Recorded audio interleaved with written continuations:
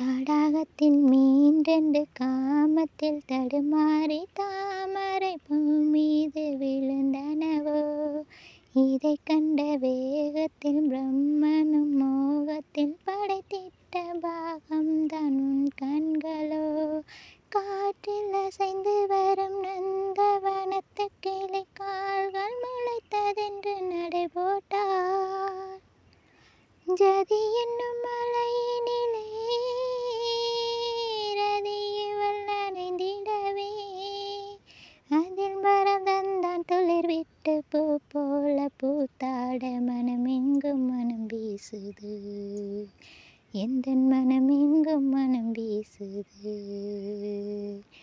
சலங்கையிட்டால் வருமாது சங்கீதம் நீ பாடு. அவள் விழிகளில் ஒரு பலரசம்